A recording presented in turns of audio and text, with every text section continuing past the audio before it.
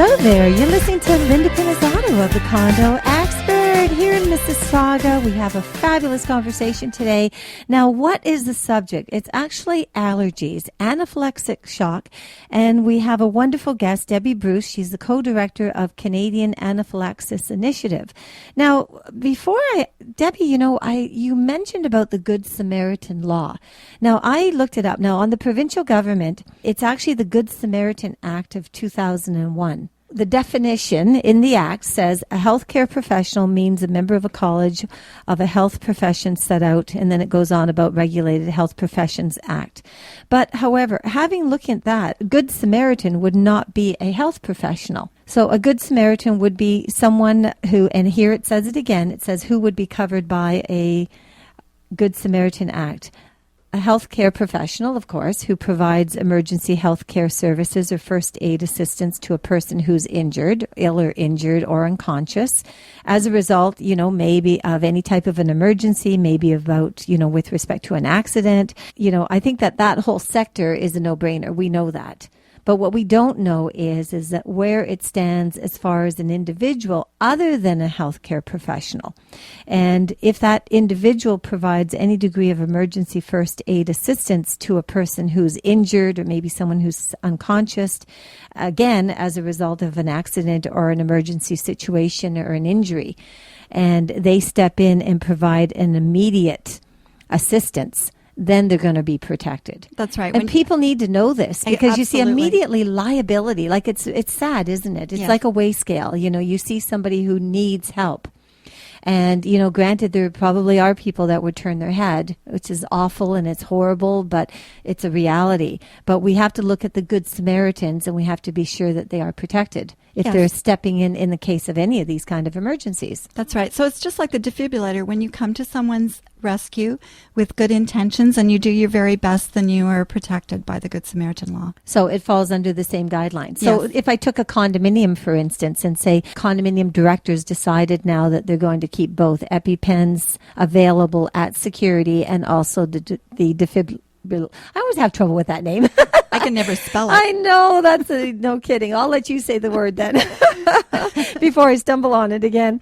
So I think the perfect situation is to have these available at security because, if you're in a condominium, you still got to get from your condo, and sometimes cell services in condos are really bad. And seconds count. Yes, they do. That's one of our concerns in colleges and universities, too. Security is responsible for responding to an emergency. Mm-hmm. And if they're not close to the person experiencing an anaphylactic reaction, then, you worry. Well, this is it. The more people that know where the EpiPens are located and that they're located in prominent places, people are trained, and it couldn't be easier. I mean, EpiPen has a new commercial now, and I have everybody telling me about it, even people that don't have allergies in their family, saying blue to the sky, orange to the thigh, and really it's as easy as that. You take the blue cap off, you hold it in your fist, and you stab it in the thigh. That's it. And you hold it till you hear a click, you count to 10. I'm a football fan, so I count 10 steamboats. Yep, and that works. And you have someone call 911, but you do the EpiPen before you call the 911. That's the first thing you always do. You do the EpiPen just to stabilize your body because of the reaction that you have to get it started. It buys you some time to get to emerge. You still have to be transported to emerge. Right, Just course. because you've given the Epi doesn't mean, the reaction. No, you still, You have to go to emerge, and the person will be put on intravenous and extra medication, and they'll be monitored. Well, I touched on it a bit about the cell phones because nowadays so many people, they really don't get landlines. They just depend on their cell phones, or maybe what they might even depend on their WhatsApps, or maybe they depend on, like Skypes and any of those type of things. Isn't that the truth? Yes. Exactly. So what happens here is that if you're in your condo unit and you are unable to phone for an emergency or anything, but you do have the EpiPen down at security, granted, you'd have to get in the elevator to get down there, which is going to be a problem, depending on where you're at, to be honest with you, and how quickly this whole thing is coming. But at least you have something. Yes. Because, if you can't get a cell signal, then you're in trouble. Yeah, and then if you still have to wait for an ambulance to arrive Well, or the that's fire your department to time. arrive, Right. time is everything. The time. That's why we were so grateful to the fire trucks, because often they're first on the scene. And we still need the ambulances to transport and continue treatment, but it's so reassuring to our families that the fire trucks can respond immediately. So maybe there's one more step past the EpiPen as well, because I have to admit, like right now my mind is like floating everywhere all over. It's just thinking about condominiums, because every time we turn around, they want to bring in new ideas for the developers as they're building these condos. What else can we introduce? Right. Well, it seems to me as maybe a panic button of some sort directly down to security would be a smart thing, considering the problem with cells and connections and so on. And that would actually go for a lot of different types of emergency situations, wouldn't it? It would make a lot of sense. I mean, it's a hard wire. It's not expensive. It's a direct hard wire from the unit directly to security, only to be used in major emergency, life-threatening situations. That makes a lot of sense to me. Exactly. And then if they had a medical kit, say, for instance, if security had a medical kit that had the defibrillator, and it also, and I did that, did you hear that? And they also had the EpiPen, then that would, right off the bat, they would actually have, the means to be able to get to that unit. They already have a security pass key, so they can get into the unit right immediately. Okay, we're not trying to turn them into paramedics. We're just trying to save lives. That's right, yes. And it is a simple thing to do, and being able to respond quickly would make a huge difference. Well, the kit, so there are kits. Yes, and, EpiPen has these wonderful lime green kits. They're bright with a bright yellow label on it that holds a junior and a regular senior EpiPen, along with instructions inside. I know it says here that it includes a window decal indicates EpiPen, and has a poster on severe allergic reactions. It gives a kit's designed to hold up to 4 EpiPens. Really? So that is excellent. Yes. So actually, now there is an expiry date on the EpiPens, but I know that it's giving you at least 2 to 3 years. Well, actually, no, it's about a year and a half. Oh, is that what it is? However, Okay. EpiPen does have a process where you can register the EpiPen lot number with them. Right. And they will let you know when it's expiring. Really? Yes. Okay, so they can do an automatic email of some sort so that you're kept on top of it, Yeah, so because they you can wouldn't track want it. to end up using one that's expired. I No, don't think it would be better- probably lose some effectiveness, I would think. Possibly, yeah. It would be Right. better to use an expired one than to use nothing. Well, absolutely. But yes, Yeah. ideally they need to be kept up to date. Well, I'm looking here. It's funny because he even had Dr. Heather McLeod Kilmurray, Associate Professor of Law at the University of Ottawa, explaining with information with respect to the law, how it provides an individual with uses. So it seems as if it's getting a lot of attention all over. So it's branching into all of, this is now the universities, so they obviously must have done a study of some sort on it Yes. to be involved in it. So how do you find the the immediate reaction when you're going in for your appointments and you're introducing the EpiPens and what your organization is all about and so on? Like, how are you finding the reaction? People are really receptive because everybody knows somebody that has anaphylaxis these days. It's very unfortunate, but it's a new reality. Until we can find a cure, it's a new reality. So people are supportive and anxious to do the right thing. Well, I think it's important too, our politicians need to step in on this one and support maybe a bit of a stronger legislation. It seems like, are there any stakeholder groups of any sort that are sort of out there right now where they're doing more investigative research to branch it out, more of a mandatory thing, similar to the carbon monoxide? We had an amazing group of professionals. There was 26 of them in the room with the fire marshal. I was part of that on behalf of the Condo Owners Association. And just hearing from the experts and knowing more about, life safety with respect to carbon monoxide and even fire detectors were really important. So that kind of an initiative to sort of bring all of the groups together. Well, when the unfortunate accident happened with young Maya at the mall, Councillor for Hamilton Lloyd Ferguson started a movement to have EpiPens in restaurants and shopping malls. And he introduced that to council.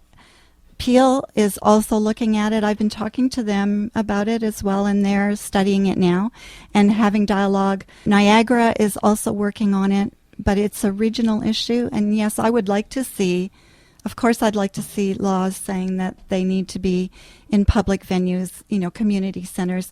One of my friend's daughters, when she was 16, played hockey in Mississauga. And, a typical teenager went running out the door to drive herself to hockey, forgot her EpiPen, tried a chocolate bar she'd always had, but they had changed the manufacturing location of the chocolate bar. Mm-hmm. And she ate it, and there was nuts in it. She had a reaction. She didn't have her EpiPen with her. Normally she would have, but she's a typical teen. Luckily, her mom arrived in time with the EpiPen, and she was fine. But in an instant like that, if there'd have been one at the community center already, then she could have had it right away. Well, it sounds to me as if maybe more of our politicians need to embrace it and, introduce it within their own ridings, to be honest with you. Like I was looking at Councillor Lloyd Ferguson, and the remarks that have come through here in the Hamilton Spec when all this went down. I mean, there's 1,900 food service outlets in Hamilton. But why not go beyond that? I mean, they need to actually take a look at the entire picture. There seems to be more and more allergies out there nowadays. That's what I'm finding. There really is. There really is. It's there's 2.5 million Canadians report having at least one food allergy. Mm-hmm. Well, I had, for my son's 20th birthday party, his 18th birthday, we had 20 children over to my house, young children. And out of the 25 were peanut nut allergic. And it was a random, and one of those was also shellfish allergic. And it was a random group. They were not there at my house because it was a safe house. It was just a random group. That's really a high number. Well, absolutely. Well, you know what? I mean, they're quoting here, 7% of Canadians are at risk of anaphylaxis from food allergies alone, and about 300,000 Canadians under the age of 18 have food allergies, according to Anaphylaxis Canada. It's 1 in 13 people. So, and this is actually as of October 2013. And when you think, too, that's of the entire population. Mm-hmm. And, of course, this is relatively new, so you see a much higher number in those under 30 and a much higher number again in those under 20. And what we're now seeing, which is a real concern, is, yes, pretty much everyone's familiar with peanut nut allergy, but now we're seeing young people with milk allergy. They used to outgrow it by the time they were 2 or 3. They're carrying that into the school system with them, and it's very hard to manage that. In a school system, they really need the cooperation and understanding and compassion of their school community. So we are seeing an increase in multiple allergies. It becomes harder to shop. Well, it's wonderful that Hamilton has stepped forward like this because of the circumstance. Yes. But, and I know Mississauga, you mentioned Councillor Starr had an episode as well where he was able to step in and help someone. Yes, he tells a story. Right. He tells a story where he was one of the parking lots in one of our local plazas where a woman was asking for help, and he went over, and she was having a reaction and asked for his help. So he got her EpiPen out of her purse for her and administered it to her, and he very likely saved her life. Well, so that brings me back to the condominium world. It really seriously does, because if you're in your house and you call for an ambulance and whatnot, the ambulance is going to show up at the front door and come in your house. Right. But you've got confusion in condominiums. There's a lot of confusion. I mean, I remember I had a report from firefighters, and some of these condominiums, their hallways are not labeled. So in other words, when you get off the elevator, do you know where the unit is? Ah. Do you go east? Do you turn right? Do you turn left? It's down the hallway, around the corner. I know in fire situations when they're smoke filled, it's even hard for them to find, especially if it's not a condominium hallway that's just straight rectangular end to end. Right. And all of a sudden, it's squared shape or circular shaped, and it's going over here, or maybe it's joined in with another condominium, so it's another hallway. There's a lot of confusion. And some of the rec centers and whatnot are on other floors, not in the basement, not up on the rooftop, and they could be on the floor where there's only 3 units on the floor. So it's hard to find those 3 units in the midst of all of the common elements of the building. You see, so these are things that are all going to take time in life-threatening situations. So maybe, I'm going back to condominiums. It seems to me as if I really believe that the Ministry of Health needs to step forward and maybe start a stakeholders group a stronger one, take the same type of initiatives that Hamilton has taken and expand it from there. And even, like totally expand it. I mean, we have research, we have information out there. We've had, situations where people's lives have been at risk. And sadly, we've had people that have also died because of the fact that they don't have any kind of protection or they got exposed the way they did. So what do we do next? Well, back in May 22nd, 2013, the federal government passed an anaphylaxis motion unanimously. We're very excited about it, recognizing that anaphylaxis is a serious concern for an increasing number of Canadians, and that the government should take the appropriate measures necessary to ensure these Canadians are able to maintain a high quality of life. And I'm very proud that all of our Mississauga MPs were there to support every step of the way on this motion, from Brad Butt and Bob Deckert and Stella Ambler and Władysław Lezon. And if I've missed anybody, I apologize. Well, I think that's great. That's perfect. And I think although a lot of these issues are regional and provincial, I really think that the federal government can take the lead in taking the message back to their various communities. All the MPs can take these messages back. They can talk to their communities like, do we have Epi Pens on our fire trucks? Do we have Epi Pens in our public buildings? And how can we work together to reduce the risk for those afflicted? Now, is there any national awareness campaigns that are out there right now? A national awareness campaign? No. And we need one. So, actually, it seems to me as if that is the next step on the list here is to create a campaign. I mean, we can wait for government to, as long as they have their finger on their pulse and they know about it and they're going to be supportive of it and try to gain forces in order to get, maybe all the provinces, it's whether municipalities or provinces or the country involved. But I think in the meantime, it seems as if we need to lean towards awareness. I think we need a national dialogue. Exactly. Yeah.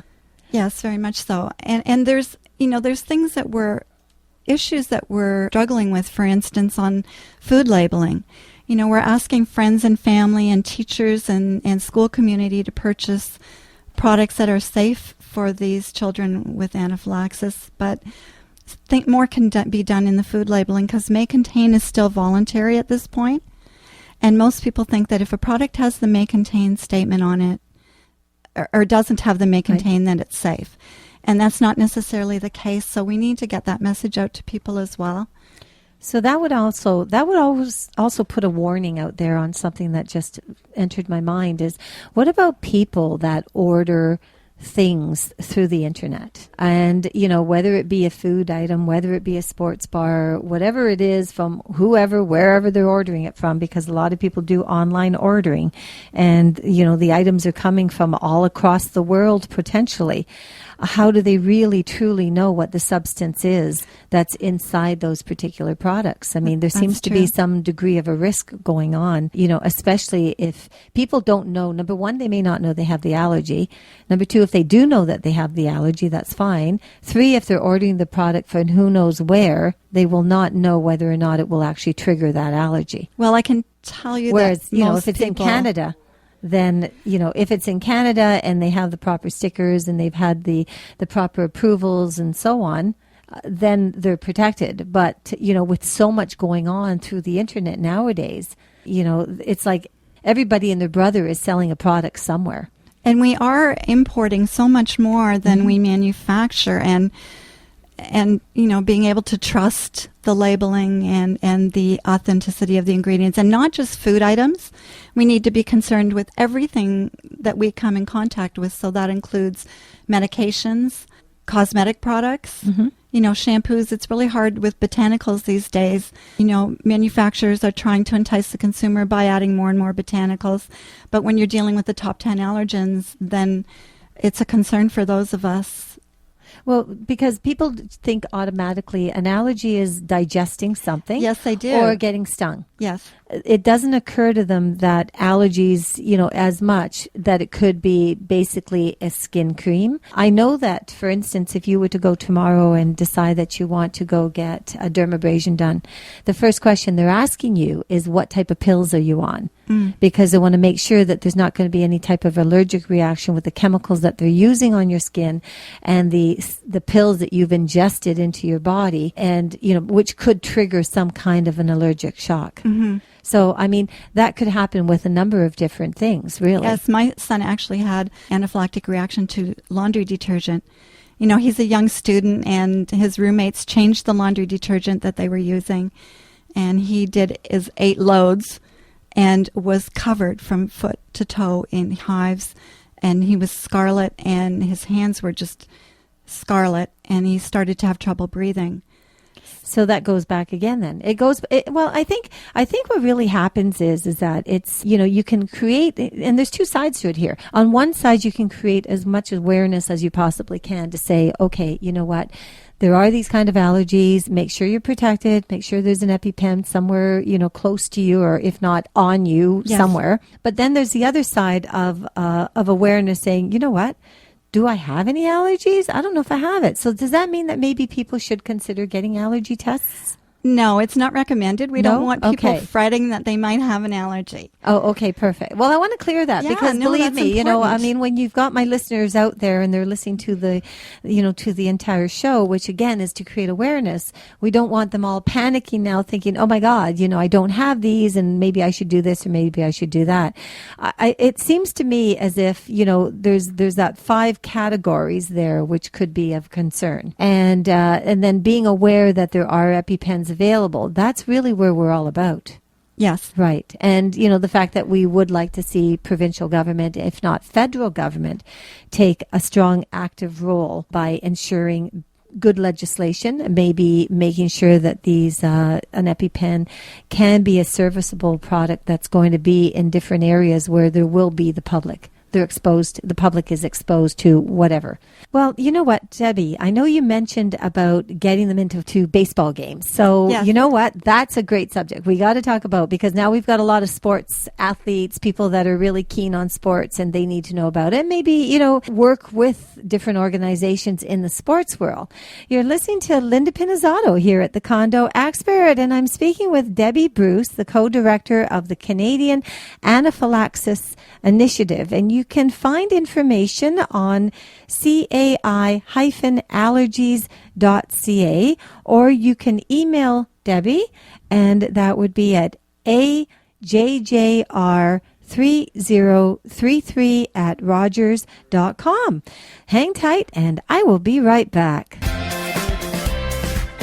Linda Pinizzotto. She's not your typical realtor. She's your real estate counselor, teacher, and advisor. Whether it's a house, townhome, or condo, when you're ready, she's your negotiator. With 34 years of experience, Linda guarantees that you have the real estate knowledge you need to make the right decisions. Call Linda Pinizzotto at Sutton Group Quantum Realty, 416-561-7373, or visit her at lindapinizzotto.com. Oh, my computer crashed. Oh no, I've got a virus. No way, no internet connection. Do you need help? Call IT Mayday, 647-977-7113. itmayday.com.